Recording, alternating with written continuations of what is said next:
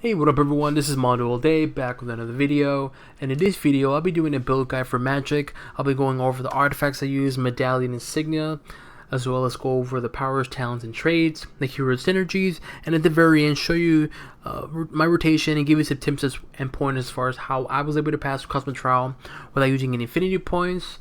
And once again, this is my build guide for Magik, so let's get right into it. First thing we look at are the artifacts.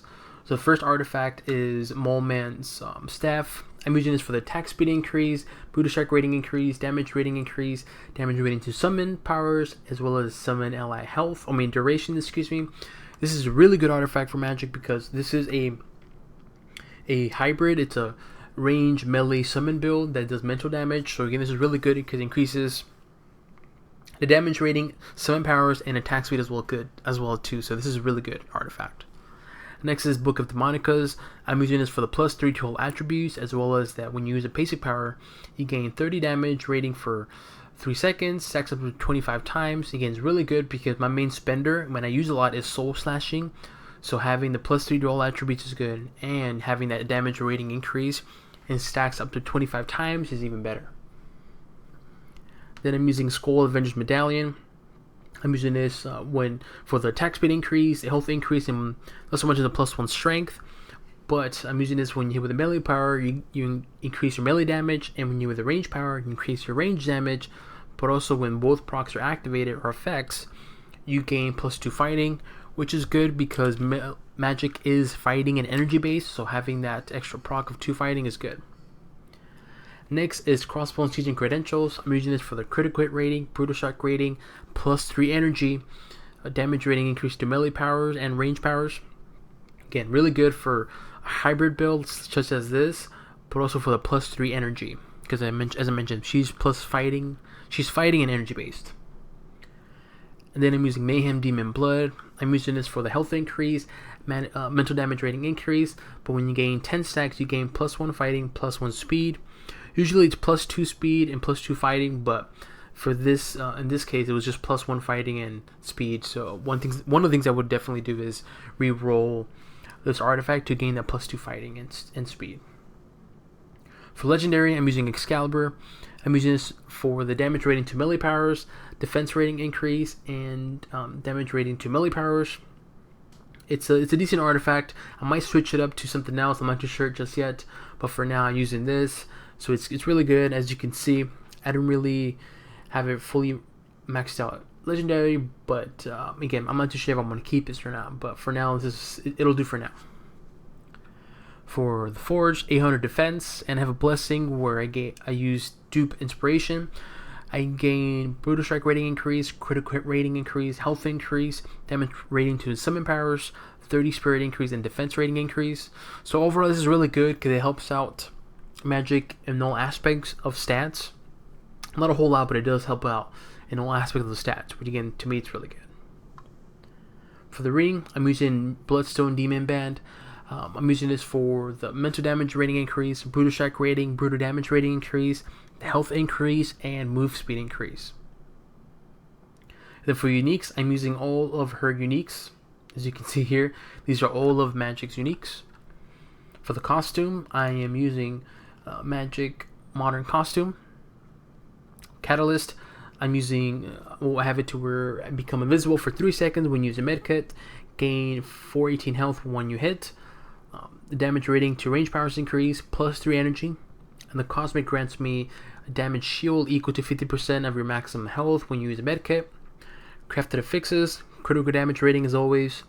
Mystic bonus, 10% chance on hit for your enemies to be charmed by mystical energies for 10 seconds. Defense rating increases as well too, and visual is Snow Flurry. Insignia, I'm using Insignia Phoenix. A 10% chance when you are defeated to instead revive with full health and spirit. That's a bit irrelevant.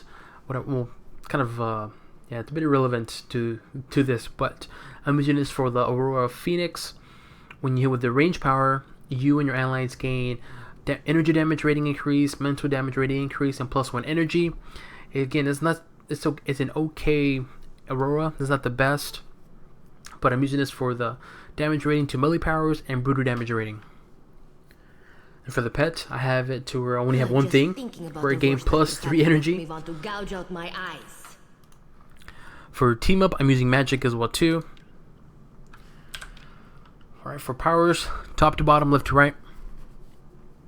Soul Slashing, Stepping Disc, Commandless or Demons, Spirit Fangs, Sorcerous Eruption, Command Fist of Nastrus, Soul Shockwave, and Otherworldly Nova, which is a signature. Affinity points, again, none were used.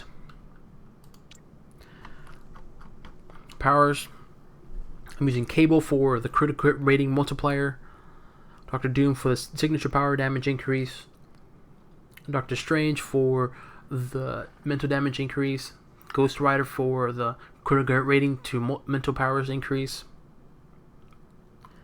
Magik for the health on hit and then summon power damage increase, Nightcrawler for the melee damage increase, Rogue for the health on hit and 1 spirit, Schoolgirl for the damage rating to bosses, War Machine for the plus 10 spirit and 1 fighting attribute, and then the Wolverine for brutal strike rating and brutal damage rating. I will probably change is Nightcrawler. Well, instead of Nightcrawler, I would use Winter Soldier, so that way I can gain range power damage increase as well as melee power damage increase.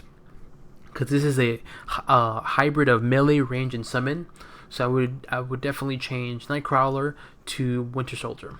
But for now, I'll leave it like this. For the talents and traits, the first row I'm using is Deadly Fangs. So what this talent does is sorcery powers apply Soul Blaze. So what Soul Blaze is, it grants me 50% more damage to my melee powers whenever I use a sorcery power, which is Spirit Fangs, Soul Shockwave, and Otherworldly Nova. So when I activate any sorcery power, in which case it's these 3 right here, I gain Soul Blaze buff, which grants 50% more damage to my melee powers for 8 seconds. So again, it's really good because I do have some melee powers, so it's pretty good. But also too, what this talent does is when I activate Spirit Fangs, Spirit Fang has it fires more projectiles in a wider arc, cooldown of 6 seconds, but the damage is increased by 150%. So again, that's really good because it increases powers, it does a lot of area and range damage, so that's why I chose that. Second row, which was my mistake, what I should have chosen was Branded Mind, but instead I had left it on Blood in the Air. But Branded Mind, well, let me show you what Blood in the Air it is. Soul Brand increases all damage, magic, and or demons deal to affected enemies. So I'm going to show you what it looks like, what Soul Brand looks like. Over here, see how this affected. So with that talent, whenever my demons or myself or magic does damage to these affected enemies, the damage is increased, which again is really good, but personally I would prefer to use Branded Mind. What Branded Mind does is Soul Brand's base effects automatically applied whenever you hit enemies with a sorcery power, meaning when I activate Spirit Fangs, Soul Shockwave, or Signature, automatically activates Soul Brand's effect. When Soul Brand is manually activated, blah blah blah blah. So again, what I should have chosen was Branded Mind, but accidentally I chose Blood in the Air. My mistake, but I'm just letting you know. I'm gonna leave it like this right now, but for this particular build, I would prefer Branded Mind. That way I can activate a sorcery power and it activates Soul Brand's effect. Third row is Limbo's Enforcer. So it transforms Command Nestor whatever into Command Fist. So I'll show you what it looks like. So this summon or demon transforms to Fist, meaning it transforms into a melee summon or demon, which is good because not only does it transform to melee, but also it increases the damage. But whenever, let's just say, you have your melee summon, and you're low on health, you can actually hide behind your summon, and if the enemy, like for instance Red Skull or Madam Hydra, does any damage, it'll hit your summon before it hits you. So again, it's a good way to kind of hide behind your summon, that way you can regenerate health. Next is Restless Spirits. So automatically trigger 2 Vengeful Spirits whenever you use Spirit Fangs, Soul Shockwave, Soul Brand, or Sorcerous Eruption. Vengeful Spirits max 5 charges. So what this talent does, it increases the amount of souls I get from 5 to 10, and whenever I use any of these powers listed here, it automatically activates or triggers 2 Vengeful Spirits. So Vengeful Spirits is, well, let me show you. Just a little note, when you activate Signature, it automatically restores your souls. See right here, now it's activated. So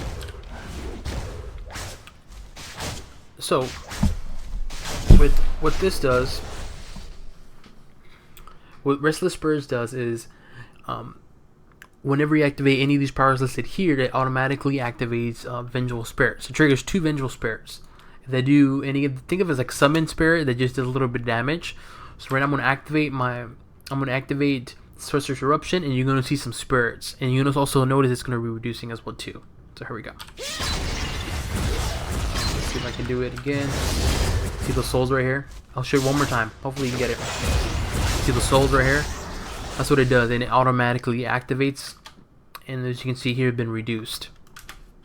So hence why I chose this, so that way you can always use that. The fifth row is Explosive Talent. I'm using this for what this does is Soul Shockwave increases this talent increases the damage to Soul Shockwave by 200%, the area effect by 300%, and Soul Shockwave gains 8-second cooldown. Soul Shockwave was like this. I'll show you what it looks like. So it increases the damage tremendously as well as the area. But also too, this talent grants me, when I use Sorcerous Eruption, the damage is increased by 200%, the area effect is increased by 50%, and 4-second cooldown. That looks like this. So again, it's really, really good. Hence why I chose this talent. Alright, and those are my talents and traits. Again, I would prefer to use Branded Mind as opposed to Blood in the Air, but Blood in the Air is still good too, because when you activate Signature, it applies damage over time effect of Soul Brand. So again, still pretty good. Because with Blood in the Air, when you activate Signature, and I'll show you how it looks like, it automatically applies Soul Brand effect. See, it is effective, so if I do any damage as well as my demons, then increases the damage. But me personally, I would prefer Branded Mind, so that when I use a sorcery power, it automatically activates Soul Brand's effect. But again, it's preference choice, but we're going to leave it like this for now. So the first thing I would do personally is right away activate your summons. So the first thing I would do. That way your summons can start doing damage to the enemies. Just like so. Okay? And the good thing too is whenever their summon powers are available, reactivate it again because they do an extra damage. See that? I never activated it. It did a little damage. So always keep that in mind. So whenever your summon powers are available, activate them. That way they can do the extra damage. Here we go again. See that? Alright. That's I guess you could say that's my first rotation. Is activate your summon right away. That way they can start doing damage. And then whenever your summon powers are available, like so, you can activate them again. So that way they can do additional damage. Right? The next rotation, it's really, really, really simple.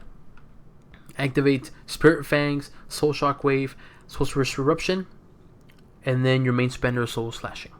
That's all you do. And that's kind of the rotation. And whenever any power is available, just activate them whenever you can. So it looks something like this. We'll leave my summons to wait a little bit so that way my summons can leave.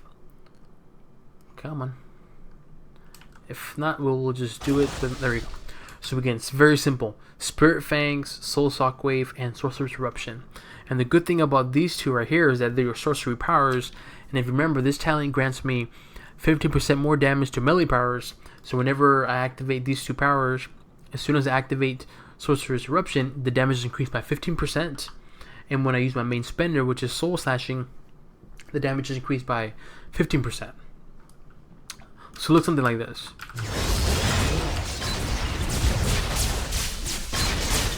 And whenever they're available, just like that, see?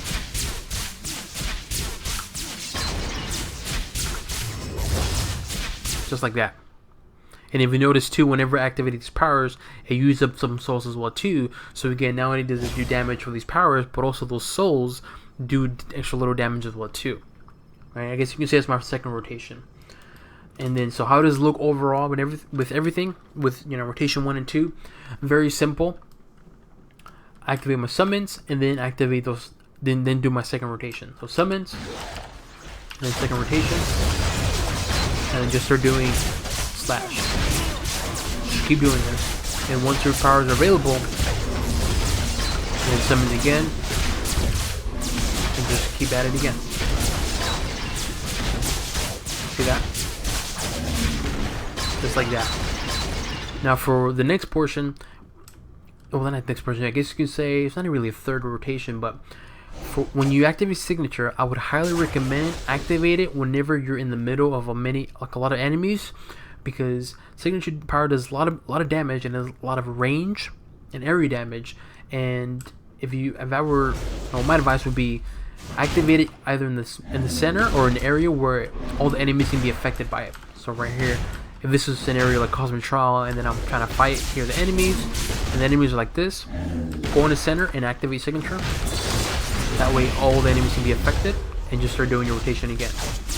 And as I mentioned, when you activate signature, you regenerate your souls, and then summon, and then do damage to an enemy or whatever.